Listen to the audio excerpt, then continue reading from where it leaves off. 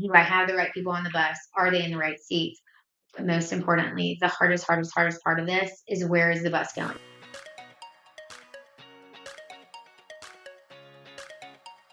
Welcome to the Insurance Refocused podcast, where we're highlighting real agent stories and how they are innovating to respond to the changes and challenges happening in the independent insurance industry.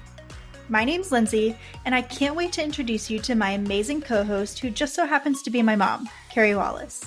Mom, how you doing today? I am doing really well, Lindsay. How are you doing? Doing good. Doing well. Thank you.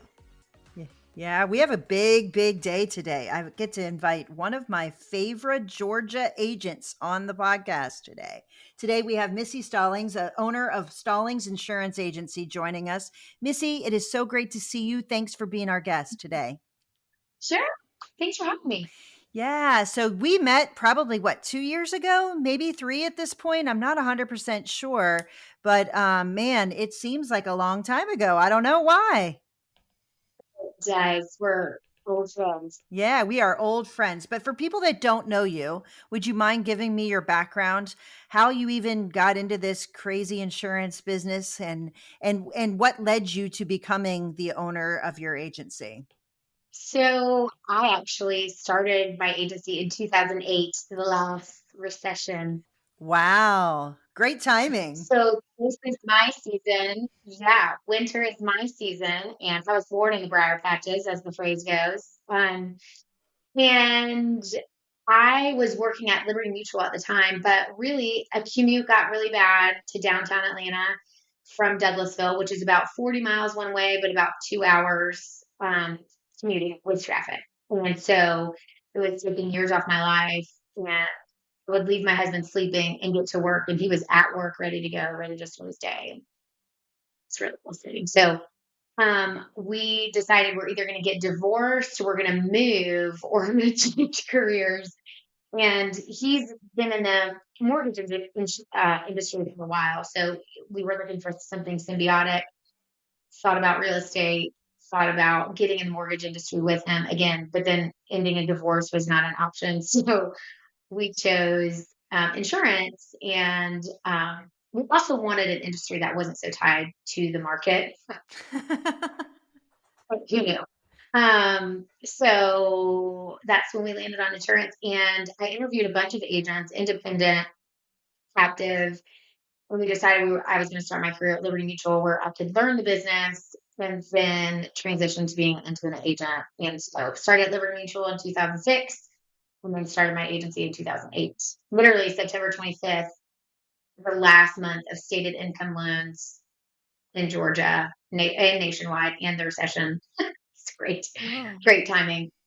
Hey man, if you're going to start it, I mean, both feet in probably one of the most challenging times. I think a lot of people will say that now about COVID, but wow, that's super interesting. Oh my goodness.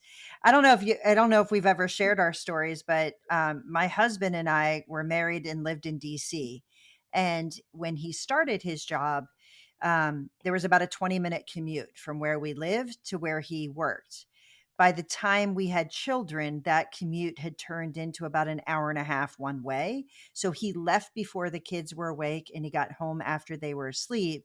And we also faced the same kind of thing. Like, here's the deal. We're either going to move, you're going to find another job, or I absolutely will divorce you because I have 2 kids that are like 13 months apart. No way in hell I'm doing this by myself. Like, oh my goodness. Yeah. So anyway, it's kind of funny when you say that. I'm like, I'm joking. Divorce was not an option. We've been married 30 years, but you know what I mean? Like it was a lot because that's basically, you have no life beyond that, you know? So anyway, I'm glad that it wasn't divorce, and I'm glad you picked insurance. How's that?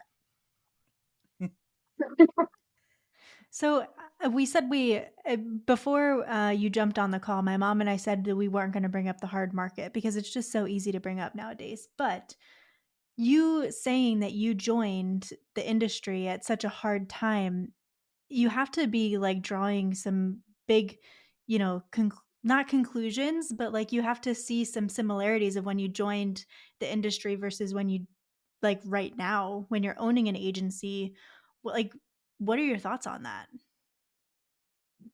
Well, I'll tell you, Tony, I'm a huge Tony Robbins fan, and I often seek advice outside our industry because I can say this as a female, our industry is male, pale, and stale, and it can get really boring sometimes, and really and we're behind with a lot of things that other industries have just surpassed because it is such an old industry. And so I think you find that when comparing to other industries, if it's a newer type, like the IT industry, so new and thriving and changing. But anyways, with that, I seek advice and counsel outside of our industry, and Tony Robbins is one of those. On a personal note, I struggled for the past 3 years with depression and anxiety when that was like never talked about before, especially with somebody with, and I think it had a lot for me to do with COVID. I'm autoimmune. I have a blood condition. I was in the hospital for 5 days and almost died, lost 3/4. So I look at life a little bit different, I think, than most people when you have a near death experience, and especially in the past 3 years. And I leaned on Tony Robbins a lot during those downtimes because I didn't want to medicate. And, I think your mind is a powerful thing. So Tony's a big believer in mind and body both being healthy. And with that, I think in a recession, it's all about mindset. And can I read something Yeah. that I pulled right now? And it's from Tony. I won't take credit for it by any means, but I actually just read it to one of my reps who is in here because, when reps come in here, I'm like, oh, it's so good to see you. How's everything going? Um, so for most people, the mere mention of the word recession is enough to invoke a sense of fear and trepidation. However, an economic downturn often creates unique recession opportunities. And if you take advantage of these, it's possible to survive and thrive. Hang on. And, and thrive. I had to go get my sign. This was our word last year and really this year. Survive and thrive during an economic downturn. And as Tony says, what's wrong is always available, but so is what's right. Over time, things always balance out. And if you can develop an unshakable mindset, keep your perspective, and not freak out, the downturn can be a great opportunity. Read this, I can't tell you how many times. I almost choke up every time and I get chills. It's all about mindset. And if you really if you really change your perspective on what a recession is, it can really be a great opportunity. Some of the best companies were built in a recession. So nice to be one of those. Hey guys, if you're looking to improve your bottom line, allow your team to operate efficiently, and really improve that customer retention, I believe you should check out Ascend. Ascend is the all-in-one insurance payment solution. They are focused on streamlining your invoicing, premium financing, accounting, and they'll even make your carrier payables for you. They are taking agency bill and making it as easy as direct bill. That is a game changer. They integrate with all of the major AMS players, and here's the best part. It's free. There is no subscription, no cost to you. They allow your customers to pay how they want. If you are interested in improving your efficiency, go visit ascend.com/insurance refocused and let them know that we sent you. That's awesome. So what are you doing right now that gets you thriving through the recession? Or can we really call what we're in right now a recession? Is that the right term for it? Strive? So, yes, we took a word as an agency every year, and thrive was our word last year. And that's when I went to the Tony Robbins conference. And that's what he got me there with this word because we had already picked the word and we could kind of see this coming. So thrive was our word, but this, we picked a new one this year. And so we're really taking what we already have and what we've already built and really just trying to grow that. Also, that comes with creating an ideal client and firing some clients and really using the opportunities that we have, and also with referral partners too, training them a little bit better. There's another big tool that we've adapted this year called the Cultural Index. I don't know if y'all are familiar with it. Um, so, so Cultural Index is um, it's really personality profile testing. The difference in Culture Index is they put about 7.5 million into creating this test. It's 2 questions, 8 to 10 minutes. And it will identify your traits as a person that were set in between the ages of 8 and 12 years old. And then the second graph will identify your traits as it relates to your current job, your current role, your current project, and kind of compare the two. And it has helped us really decide, and we're still in the infancy stages of it. It was introduced to me about a month and a half ago by Snelling's Walters, CEO. And so I've been using the tool because I got access to the test and I can see the results and I know enough about it and have learned enough about it. It aligns also with Traction, the book Traction, Gino Wickman. Matt's a huge fan, Matt and Ollie and Gino Insurance. So those two align. So I'm back to reading the book Traction again, and I'm back to identifying, do I have the right people on the bus? Are they in the right seats? But most importantly, the hardest part of this is, where is the bus going? And if you ask most CEOs this, they're like, we're just going to grow and we're going to grow it as big as we can. And then we're not really sure what's going to. My husband and I are doing this right now. What is the vision of Stallings Insurance? We have our brand, we have our values, we have our mission statement, but what is the vision? That's what I've discovered with Culture Index. That I'm a visionary and I'm a salesperson. So Carey, my Eat the Frog is like these like CFO level reports. I'm like, It's the thing that I thrive on. That's crazy. Missy, that's not okay. oh, I don't want to necessarily call this person out, but the person that introduced me to Culture Index did the survey. Did the survey for him, and he met with me. He met with me for lunch because he had watched Jim Schubert's podcast and said, "I know what the chokehold is of your agency." I'm like, "Okay, I'm listening." Yes, and I'm a little leery when a CEO wants to meet with me. I'm kind of like, what? But he knew that I was a salesperson who was running an insurance agency, and he basically told me, "You're running a charity right now." Oh my goodness. Would Wow, that's tough to hear. but it was true. I basically, the analogy he gave me, because I was a gymnast in college, he said, you have 300-pound volleyball players trying to do gymnastics. Basically saying they can do it. They're athletic, but it's not going to be like fit, 100-pound tiny gymnasts that are gymnasts doing gymnastics. So, great analogies. I'm still exploring all of that. My personality also gets information and wants to take massive action. For instance, when I first read Traction, I was like, "Oh, I got it. I read," and this is what I do with books, especially corporate books or self-help books. I read the beginning, I read the end, and then I'm like, got it. Great. And then I go and take massive action instead of reading and digesting. Another thing that Culture Index teaches you, it's strengths and weaknesses. It's not right and wrong. It's not pass or fail, but it does. Some of your strengths can be weaknesses and weaknesses can be strengths. And for me, it's taking information because after I surveyed my full team, I wanted to come in and fire everybody. So is this? That's not a good approach. I don't think that No. works. Yeah. Culture. Let's take that. Let's just digest and marinate. And so that's what I'm trying to do. But I'm really, me not selling is doing the agency a disservice because that's my highest and best use. So I'm trying to figure out now who's going to run an agency. And getting everybody in the right roles. And we've already tweaked a few. So we surveyed my whole team, and I can send it to y'all too. It's really good. I know enough about it to be dangerous, but I'm still not an expert.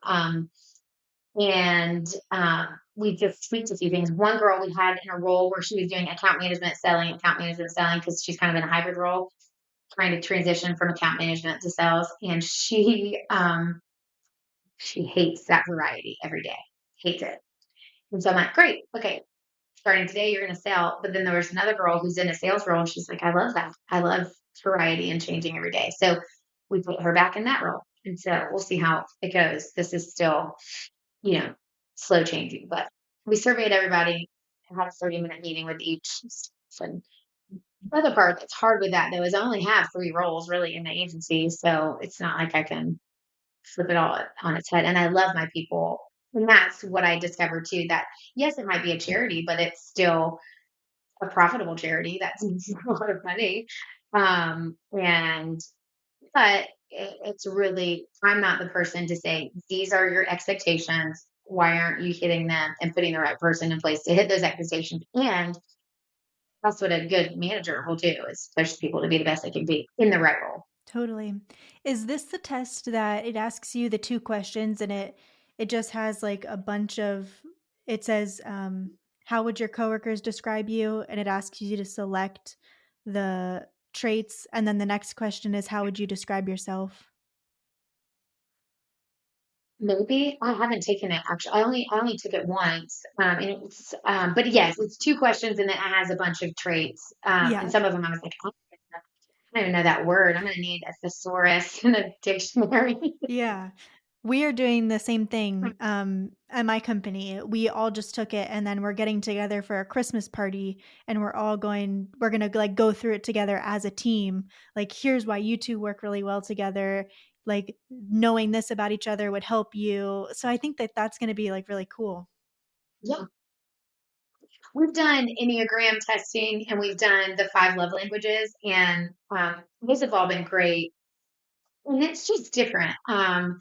This is really specific to job and, what roles you're in. And the second graph can actually change every 3 to 6 months. And I did some testing. I had a few of my people take the first one, take it this week and next week. The first graph didn't change at all. The second graph changed a little bit, but so my husband and I, this is really funny, are the same. We're both persuaders. Our graphs are exactly the same, which whenever we've taken any personality test, this is what people say, you're exactly alike, which is what you'll struggle with in your marriage. However, he's super logical and I'm super emotional. Mm. And that's why we fight. So I want to talk a little bit. I was cyber stalking you on LinkedIn, and I saw in one of your posts you've done talked about, I don't want to be on a referral list. I want to be the referral list. And I'd love to talk about that a little bit because especially right now and knowing your history, this makes a little bit more sense about you, that you want to be the referral list. You're always looking for those connections. What are the first steps for you in making those referral partners? How are you finding them? Well, I'm getting back to this, and this is part of, we're trying to change. We have a cruise ship right now, and we're trying to change starting about this time last year. So, and hopefully by the full year, we will have changed, not 360, that's a bad analogy, but 180, So with that, we've identified obviously symbiotic relationship with my husband. He's been top producer at Star, which was his prior company. He just started a new mortgage company with his cousin. It's been a great time to start a mortgage company. But so I know lots of people in the mortgage industry, but a lot of them just go stagnant because we're not following up on them. And truly, the relationship. I've traveled with these people on rewards trips. So we started there, and we're not abandoning the mortgage relationship. However, we started calling on financial planners and accountants, and then we're also trying to grow a commercial book of business. But what I've realized is this is easy for me to reach out to these warm contacts of mine. When for my staff, it doesn't come so easy and naturally. And I've discovered this through Culture Index. When I'm like, this is easy. This is what you do. This is a conversation. I can even script it for you. And my team is there's 2 types of people in Culture Index. You have your buffalo hunters, the ones that are going out there and hunting the buffalo, and then you have your buffalo skinners. I have a team of buffalo skinners. I'm the only hunter on my whole team. That's hard to get a skinner to go and hunt buffalo. They're like, I don't really know what even gun to use. Where do I go? Do I look through the scope? Like, how do I even shoot the gun? So something that comes natural to me, I'm now realizing does not come natural to everyone. So for me, I've realized a few things in this discovery process is that I connect to people. I want to win, but I also want the relationship. And if I don't win the relationship, to me, it's like I haven't won. I would rather win the relationship than not win the account at all, because eventually I'll win the account because I have a relationship. So, um, with that, I share a little bit. Y'all can tell I'm an overshare. And when you do that, it builds trust. And then people share with you personal information. And so when this goes back and forth, I can create a relationship pretty quickly with somebody and learn a lot about them and then about me. And so that is really where I've identified. And then once you've done that, they build that trust. The next piece for me is we talk a little bit of business typically in the first appointment and or the first call or the first video chat and a lot of times it's just rekindling for me a lot of these relationships that I had for a long time. So I'll tell you about it. I was at a networking group, and I think this is the story you heard, Lindsay. I was at a networking group, and one thing I really recommend is taking somebody with you to hold you accountable. When they might not even know what they're holding you accountable to. You're just saying in your head, "We're going to make me say some tough things." Because I'm so relationship driven, sometimes I don't want to say hard things to make somebody else awkward. I don't really care. I don't want to make them feel awkward. So, but it is kind of fun. Um, so we're at this networking group, and I see many old relationships that, Stallings Insurance is not where they're sending their insurance leads. And so I asked him, I said, it's really, and I put a lot of blame on me. It's really my fault for not following up with you. He's like, no, I mean, I should keep you at top of mind. We go back years, and I know y'all do a great job. I'm like, great. He was like, so I'll go back and we'll add you to the list. And I said, no, thank you. And he looked at me with wide eyes, and he had two other loan officers on his team with him, and they were like, can't believe. And I just said, tell me, and his name is Chris. I was like, tell me, Chris, do you want to be on your real estate agents list? Do you want to be on your builders list? Do you want to be on their list of these are my mortgage professionals? I'm going to put you at number 3. I just said, no, thank you. I don't want to be, especially in this market, I don't want to be third in getting those crap leads. I'd just rather not be on your list. When you're ready for me to be the list, let me know. And they were hard. I didn't follow up with them because I was like, I'll just leave it at that. He followed up with me the next week. I'm ready for you to be the list.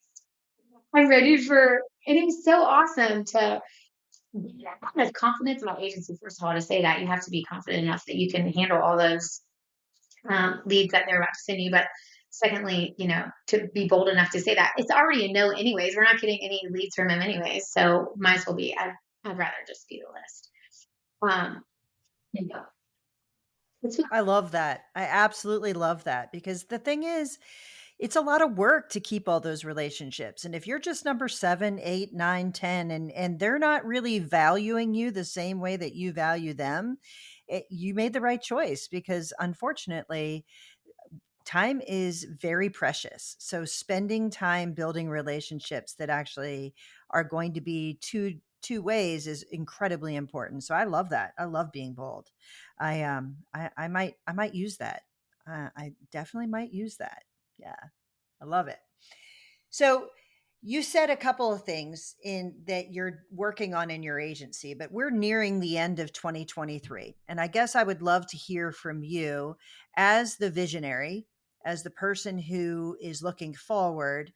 What was some of the biggest mistakes inside your agency that you've learned from, you've adjusted, and it's for, it's in the forefront of how you plan for the next year?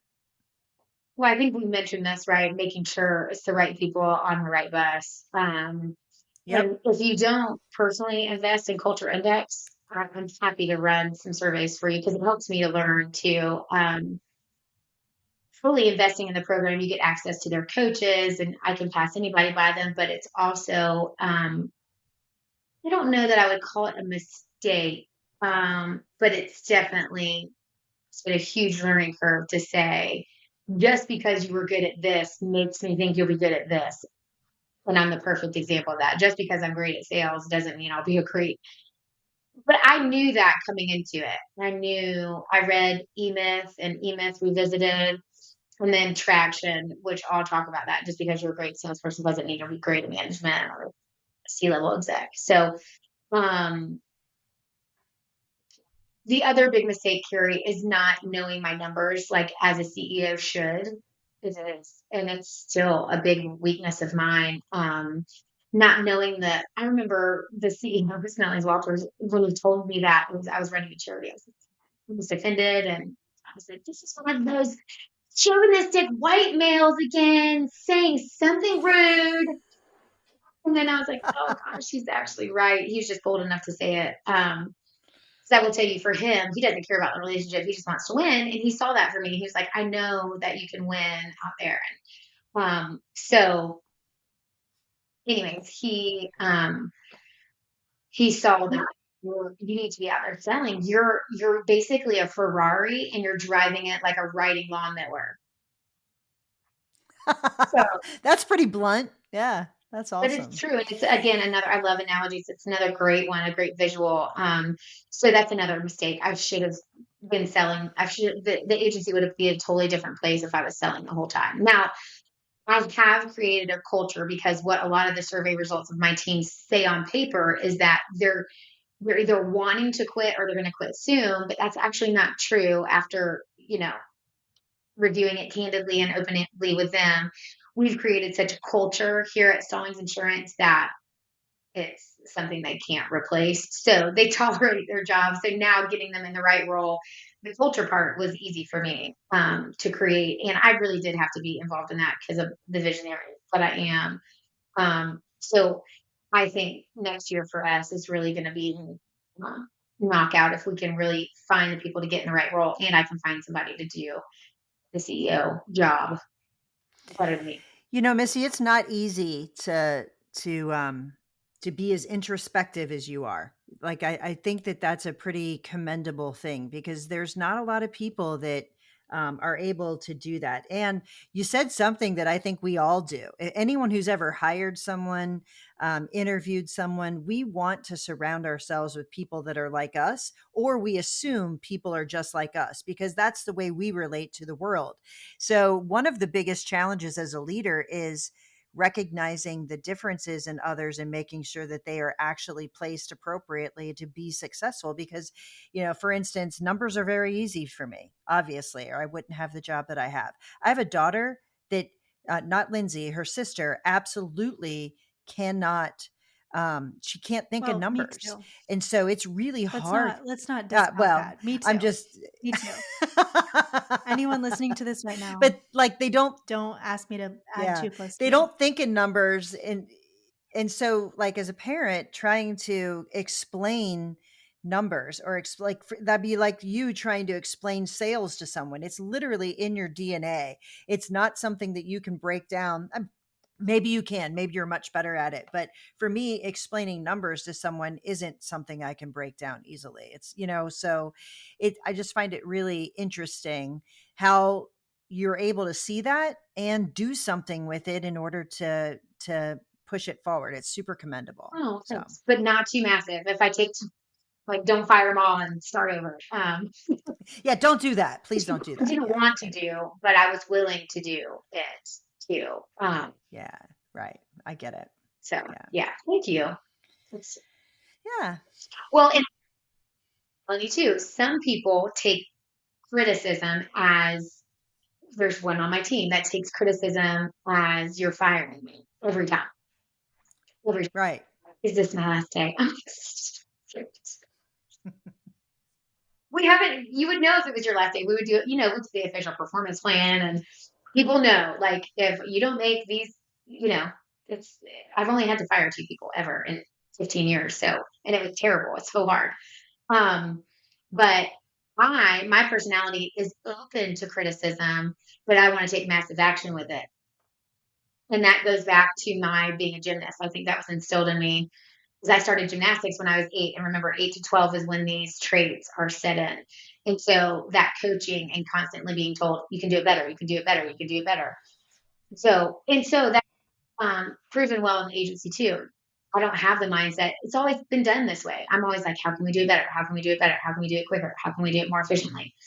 How can we better? And then when a client gives feedback, I'm like, thank you so much for that feedback. I don't go to defense mode. I go to, how can we do it better? I also think, okay, perspective. I don't go and, again, fire on my staff and say, y'all did a terrible job. But I think, constantly thinking, how can we do it better? So, yeah. Well, it was great to have you on. If someone's listening to this and wants to reach out, you've mentioned a bunch of different like resources and things. If someone is interested in learning about those or just wants to chat with you, where can they reach you?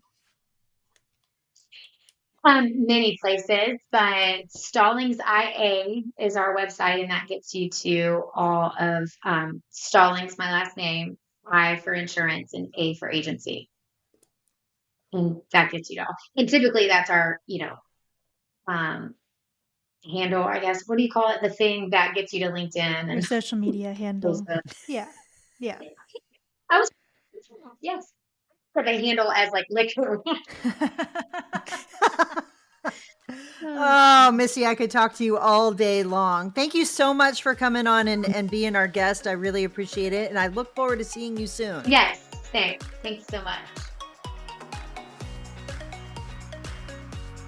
Thanks so much for tuning in to the Insurance Refocused podcast. If you enjoyed the episode, please be sure to hit subscribe and leave us a review so you'll never miss us. Want to learn more about how Agency Focus can help you grow your agency? Head to agency-focus.com or email Carey directly at carey@agency-focus.com. If you need to get in touch with me, feel free to shoot me an email at lindsay@agency-focus.com. Thanks so much for tuning in. We'll see you next week.